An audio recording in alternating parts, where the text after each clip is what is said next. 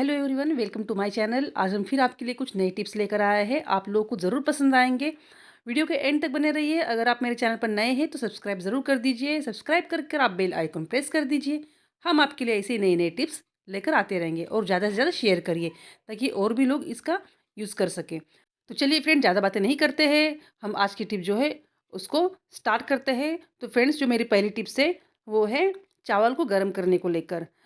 ठंडी का मौसम है और ऐसे में चावल अगर हम बहुत देर तक बना कर रखते हैं तो वो ठंडा हो जाता है और ठंडा चावल ठंडी के दिन में खाने के लिए नुकसानदायक भी होता है।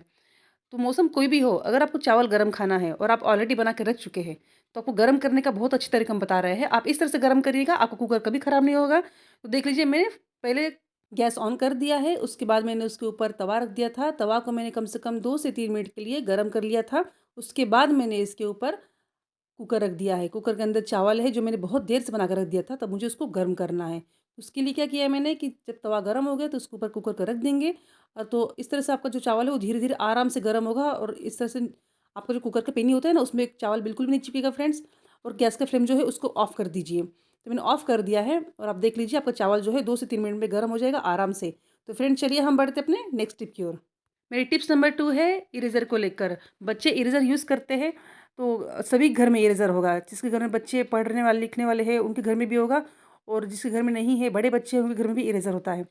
तो फ्रेंड्स, इरेज़र क्या होता है ना कि यूज़ करते-करते बहुत काला हो जाता है। उसको फिर क्या होता है कि बच्चे यूज़ नहीं करते हैं, छोड़ देते हैं। काला इरेज़र होता है, हम कहीं भी अगर उसको यूज़ करें ना, तो जो पेज होता है वो भी काला हो जाता है। तो आप ना उसको इस तरह से, इस ट्रिक से साफ़ करिएगा, आपका जो इरेज़र है पूरा साफ़ हो जाएगा। तो मैंने स्क्रबर ले लिया था और उससे मैंने इस इरेज़र को अच्छे से रगड़-रगड़ के साफ़ कर दिया है। तो आप चाहे तो थोड़ा-सा पानी भी लगा सकते हैं या इरेज़र को अच्छे से वॉश करके भी यूज़ कर सकते हैं। तो इस तरह से अगर आप स्क्रबर लेकर इरेज़र को रगड़ देंगे, तो आपका जो इरेज़र है एकदम ही क्लीन हो जाएगा और एकदम नए जैसा हो जाएगा।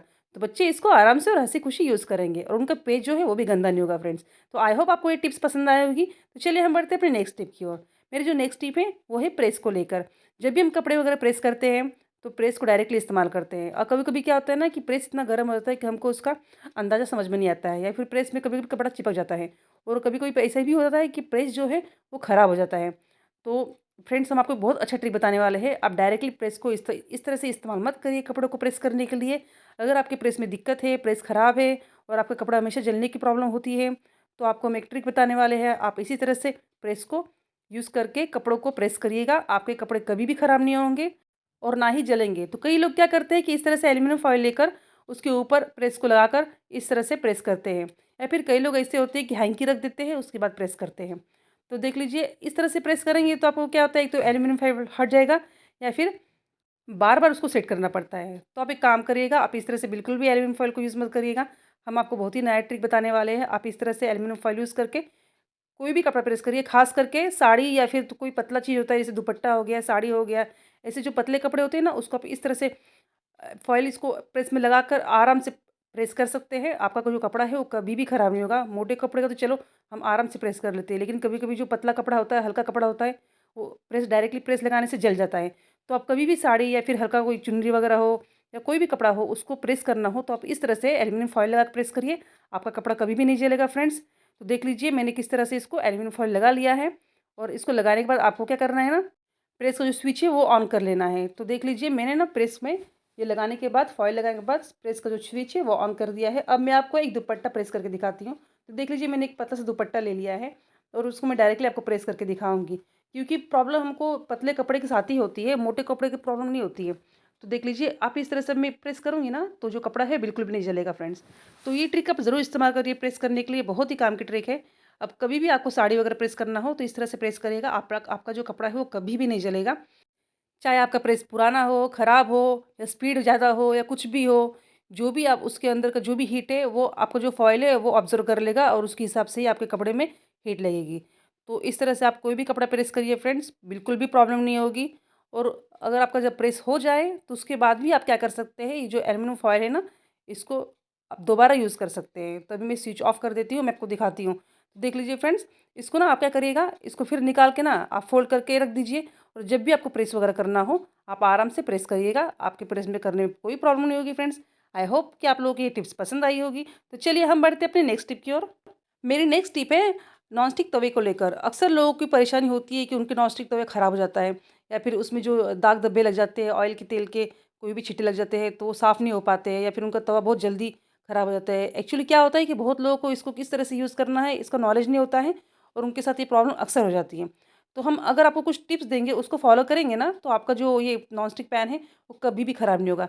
एक तो आप हमेशा नॉन स्टिक पैन के लिए वुडन चीज़ों का ही इस्तेमाल करिएगा, या फिर सिलिकॉन के जो स्पून्स वगैरह मिलते हैं उसको यूज़ करिए, क्योंकि नॉन स्टिक के लिए वही सबसे बेस्ट होता है। अगर आप इसमें स्टील के कोई भी चम्मच वगैरह कुछ भी लगाएँगे तो ये जो इसका जो लेयर होता है वो ख़राब हो जाता है।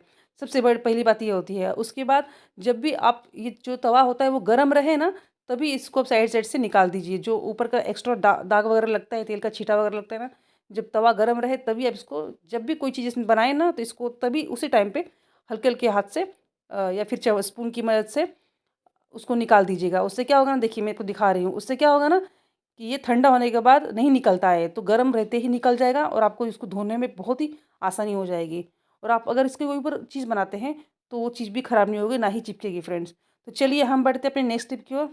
अब भाई अमरूद का सीज़न आ गया है, ठंडी में अमरूद बहुत मिलता है, बच्चों को तो बहुत पसंद आता है। कुछ-कुछ बच्चे होते हैं जो अमरूद बिल्कुल भी नहीं खाते हैं, तो उसके लिए अगर आप उनको इस तरह से देंगे, तो बहुत ही चाव से खा लेंगे। भाई अमरूद खाना तो सेहत के लिए बहुत ही अच्छा होता है, और बहुत से बच्चे ऐसे होते हैं जो खाते नहीं हैं।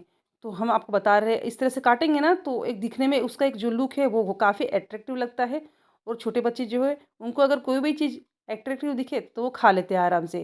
जैसे कि हम उनको कोई चीज़ प्लेट में देते हैं और जो नहीं खाते हैं, उसको अगर हम उसी को थोड़ा-सा डेकोरेट करके दे दें तो कितने चाव से कितने आराम से खाते हैं, ये बात तो सभी को पता है।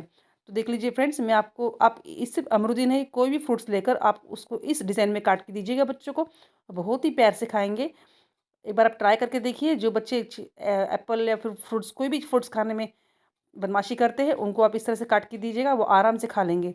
तो देख लीजिए, मैं आपको दिखा रही हूँ कि मैंने किस तरह से अमरूद को काट लिया है। तो देख लीजिए फ्रेंड्स, ये वाले शेप में मैंने अमरूद को काट लिया है, तो बच्चों को तो इस शेप में ज़रूर दीजिए, उनको बहुत पसंद आएगा। बहुत से लोगों को तो ये शेप्स पता भी होगा, बहुत लोग इस तरह से खाते भी होंगे घर पे। तो चलिए फ्रेंड्स, आज की हमारे टिप्स आपको कैसी लगी, हमें कमेंट करके ज़रूर बताइए। और अगर आप मेरे चैनल पर नए हैं तो सब्सक्राइब ज़रूर कर दीजिए। हम मिलते हैं आपके साथ फिर अगले नई टिप्स में। तब तक के लिए चलिए friends, bye bye, have a nice day.